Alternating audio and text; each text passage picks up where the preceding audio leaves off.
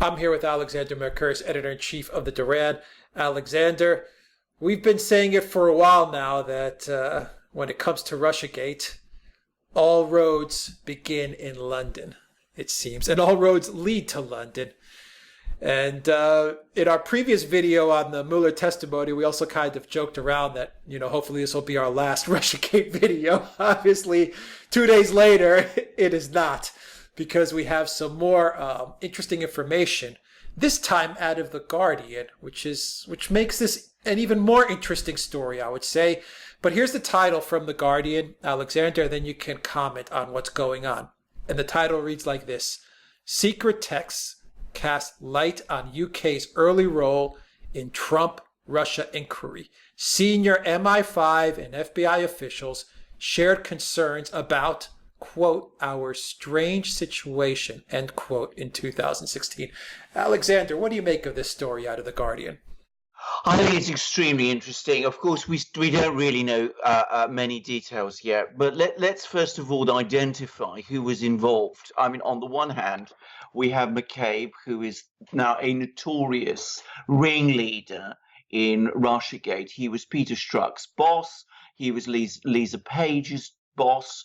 These are the two people who were, as we know, Russiagate enthusiasts. Peter Strzok was the FBI agent who signed off on one of the original documents that allegedly started the investigation. We know that it went far beyond that. We know that Lisa Page and Peter Strzok were vehemently anti-Trump. And we know that McCabe was also very anti-Trump also. And in fact, McCabe was sacked in what seems to have been some condition fairly close to disgrace, in anticipation of criticism that he will probably face from Michael Horowitz, the Inspector General of the FBI, whose report into Russiagate is expected around September. So this is an interesting fact. It is McCabe who's talking to the British. And on the other side, we have Fleming, who is the chief at that time of MI-5. MI-5 is Britain's internal security counter-espionage organization. So we have the two counter-espionage chiefs, the counter-espionage chief of the FBI, McCabe, talking to the counter-espionage chief of Britain, who is Fleming. Now, that in itself is interesting, but as you correctly say, it's hardly news to us. We've known all along that the British and the American intelligence agencies were in contact with each other. And in fact, I should tell viewers that I think our first article in the Duran, the first article we wrote in which we pointed out the possible British origins of a lot of Russiagate, I think I'm right in saying that it came out in February 2017. So that was right at the beginning of the story, before Mueller was appointed, before we knew many of the things that we know now. So that's interesting in itself. But it goes further than that, because this suggests not just contacts, but very, very high-level cooperation between the two intelligence agencies, those of the US and Britain. And for me, the most interesting thing about this of all is that it turns out that MI5 and the deputy director of the FBI, McCabe, appear to have thought that the reason Leave won the Brexit referendum in June 2016 was because of Russian interference. Because that's what these texts, to the extent that we know anything about them, seem to be implying. Yeah, they called it a wake-up quote, and I quote Alexander, a wake-up call, what happened at Brexit. Yeah, now that is totally paranoid. I mean, it is completely wrong. It suggests that both the British and the American intelligence agencies have no understanding of the forces that were driving Brexit in Britain, which are completely apparent to me. And it shows a totally paranoid view about Russia. And it's quite clear that this paranoid view about Russia spread from Britain to the United States or vice versa. And it seems to have been all lumped together into some sort of overarching narrative that the Russians were behind Brexit and the Russians were behind Donald Trump. Now, we know that the Russians were not behind Brexit. I mean, this has been exhaustively investigated here in Britain. We now know that the Russians had almost no role in Brexit. In fact, they had no role in Brexit at all. And we now know that they had no significant role, no role in Russiagate either. And yet it seems that in the summer of 2016, after the Brexit referendum, the intelligence agencies of Britain and the United States were already coming to these absurd and frankly paranoid conclusions. And it tells me how completely lost to reality these organizations are, and frankly, how dangerous they've become, and the extent to which they have become assimilated to a neoliberal, neo-globalist worldview, the worldview of the Obama administration, of the Cameron government, of the Blair government, of those kind of people in the United States and Britain. And frankly, how disloyal they are, in fact, how hostile they are to anyone and everyone who contradicts it. So, these are quite revealing texts. Now, as to why it came out in The Guardian, which has been one of the most enthusiastic proponents of the Russiagate conspiracy hoax, both in Britain and in the United States, and indeed everywhere, I don't think there's any doubt now that The Guardian has very, very close links to the intelligence world in Britain. And I think these particular texts have been shown to The Guardian because people in the intelligence community in Britain are becoming seriously alarmed by these investigations that Barr has launched in the United States, with Horowitz looking at what the FBI was doing, with Duran looking at what the CIA was doing, with other people looking at all of these things, with a declassification order coming from Donald Trump and being administered by Barr.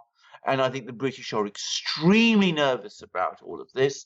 So we saw a leak to the Daily Telegraph a few weeks ago, which admitted that British intelligence had been very familiar with the Steele dossier and that there had been top-level discussions about it at roughly the same time that the Steele dossier was being discussed by US intelligence in the United States.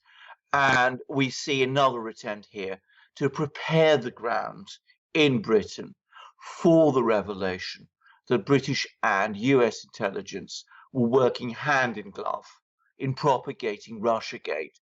And I think this is a softening up exercise and an attempt perhaps to establish some kind of anti-Trump narrative before the full disclosure comes, probably in September. Yeah, so you think the intelligence agency is working with The Guardian in order to get ahead of the story and to get more control of the narrative as Barr and Horowitz approach their reports and their investigations. Alexander, I want to ask you about Steele very quickly, actually, before I get to my main question. Steele is MI6, correct? Yes, former he's got MI6. nothing. He's former MI6. Real quickly, what is the difference between MI6 and MI5? Yeah. All right. I mean, MI6, which, by the way, is the Secret Intelligence Service. I mean, it's a completely different agency. It deals with foreign intelligence. I mean, MI6 officers basically run spies. They do foreign intelligence.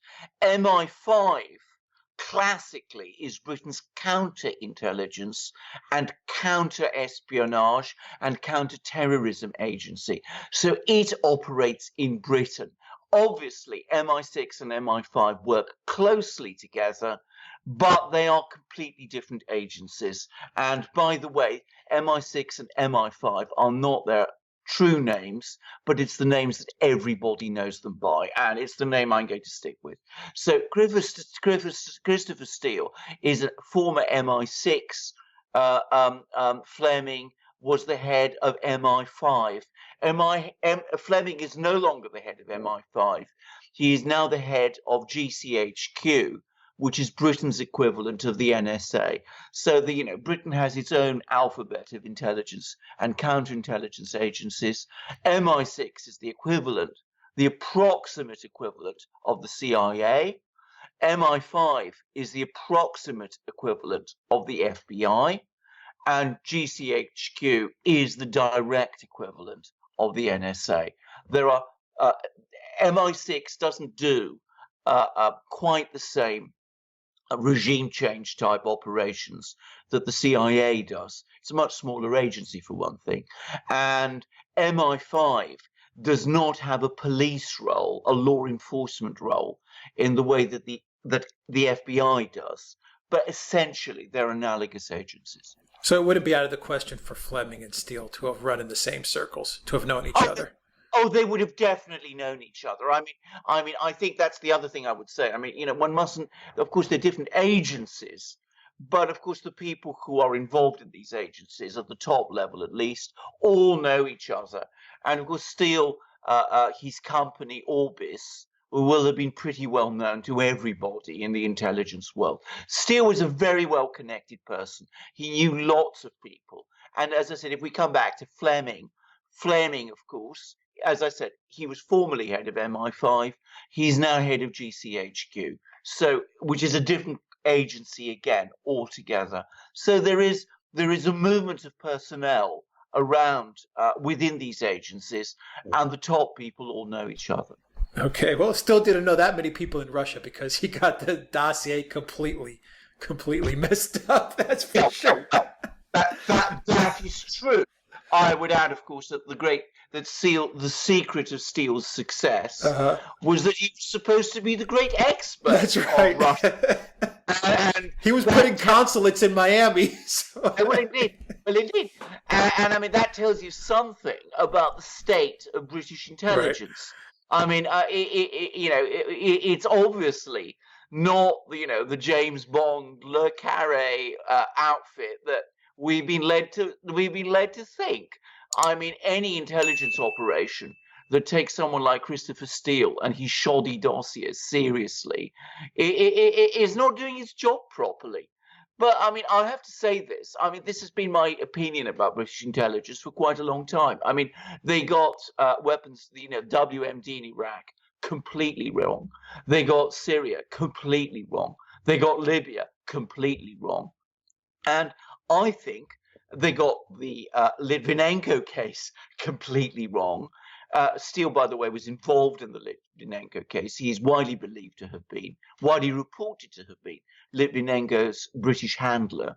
And I think they've got the Skripal case completely wrong. So we're talking about, an organization that I think, or rather an intelligence community, the British intelligence community, that is no longer fit for purpose. And which, at the same time, rather like the American intelligence community, seems to have become dangerously politicized. Yeah, absolutely. So let me get back to my main question before we started talking about Steele. Trump, when he was speaking to reporters, he mentioned to them, take a look at the UK, take a look at Australia, take a look at Ukraine, and you're going to get to the origins of the Russiagate hoax. Theresa May was begging Trump not to declassify those documents that Trump has now given to Barr in order to declassify and to redact any parts that he sees fit. Yes. In London, in the UK, and in the London vicinity, the area around there, Cambridge and Oxford, you have Stefan Halper, who I think it's pretty safe to say now was some sort of CIA asset. You have Professor Mifsud, who when asked by Jordan, Mueller said couldn't answer who Mifsud was, or by not answering, I think pretty much admitted that Mifsud is also some sort of CIA or FBI asset, because Jordan asked him straight up, does he work for U.S. intelligence? And Mueller's response was, I can't answer that. It's not in my purview, blah, blah, blah. No. So you have Halper, you have Massoud, you have Peter Strzok going to London to speak with the equivalent of the Australian ambassador in the UK, Mr. Alexander Downer. Correct. You have all this activity happening in London with all these spies. What is going on here? That now that you have this connection between MI5 and the FBI at the highest levels, it's safe to say that Russiagate started in the UK, and especially, when you were talking about how Brexit may have been the spark that kind of, lit this flame on fire, quote unquote, a wake up call. Let's not have another Brexit happen in the United States. Yes. Well, I think that's absolutely right. I mean, I think it's important to say that in this McCabe Fleming contact, all we have at the moment are just a few hints of contacts. Intelligence officers of this importance don't just exchange concerns. I mean, there has always been coordination, very deep coordination between British and US intelligence going all the way back to the Second World War. And there's no doubt at all that the same thing was happening during Russiagate. And of course, the great concern is, and I personally think this is almost certainly what did happen, is that some agencies of the United States intelligence community got round the restrictions on surveillance of American citizens by getting the British, who are not subject to those restrictions, to carry out the surveillance for them. It seems that Papadopoulos specifically was very heavily surveyed whilst he was in Britain. And I can't believe personally that can have been done by anyone else but the British. I think the British were heavily involved in all that was going on. And the other thing that I think was probably happening, or possibly happening, is, yes, some of this Russiagate material, like Steele's dossier, originated in London. One of the points I've made in a preface to one of the ebooks that we're publishing on Russiagate is that, in fact, news reports that appeared in the United States in the early winter of 2017 said that the Russian intelligence officers who had hacked the DNC, that information came from a third country intelligence agency. And I'm pretty sure that was either Ukraine or Britain. It's pretty obvious to me that Ukraine and Britain, their intelligence agencies, have also been working very, very close together. And on top of all of that, as well as what the British may have been doing on their own initiative and doing at the suggestion of some people in the United States to get round FISA restrictions, I suspect that I think there's a good possibility that people like Brennan and the CIA were laundering some intelligence through London. In other words, the CIA was coming up with all sorts of crazy things. And in order to lend them credibility, they got their friends in London to pass them off as part of something that the British had themselves found. So we have this extremely close relationship between the British and the US throughout Russiagate. And I think what we're going to find was that it was more than just a relationship.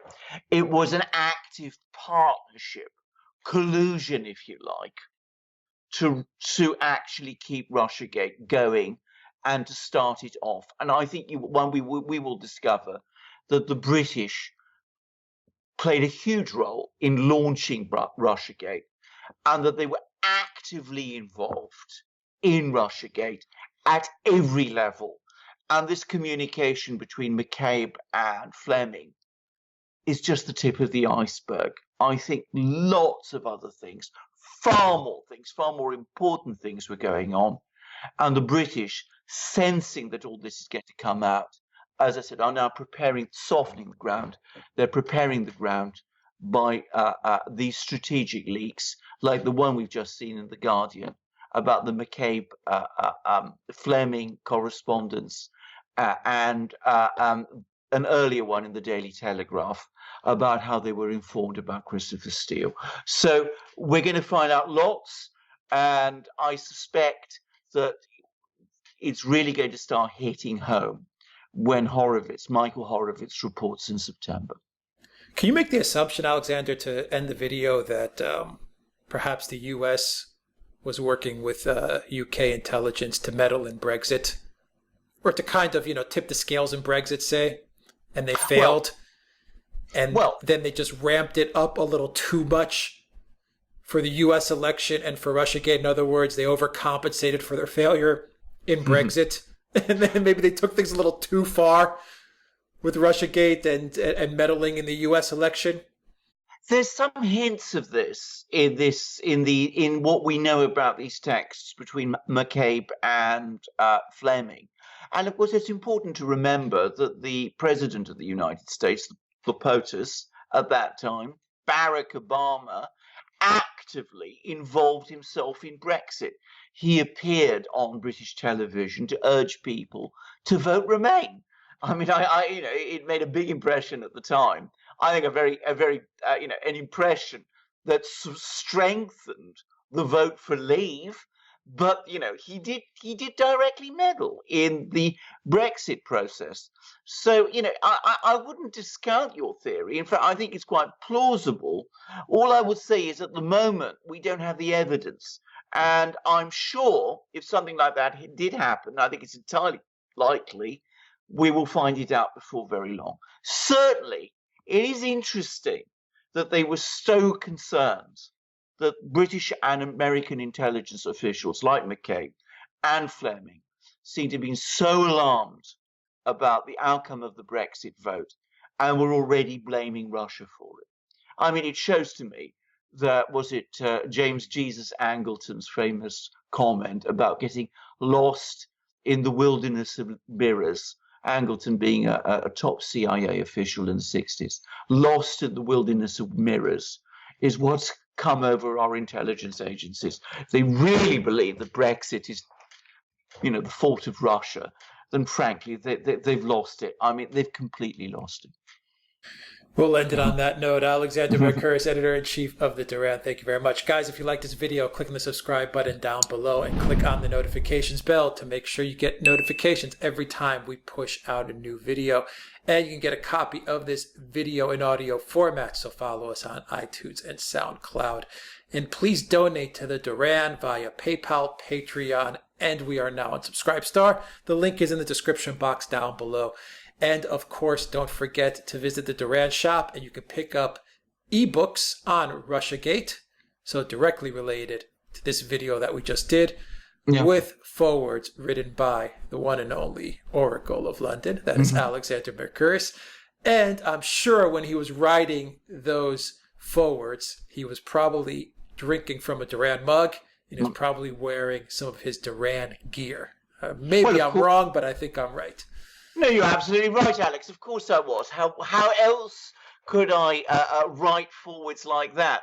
And if I may say so, I think those are two very, very good books. And I spent a lot of time and thought writing these forwards because I wanted to make them clear and simple in order to explain what happened. And I mean, the first forward is about the way in which the US deep state, obviously, as it now turns out, working with the British, plotted to help Hillary Clinton win the presidency.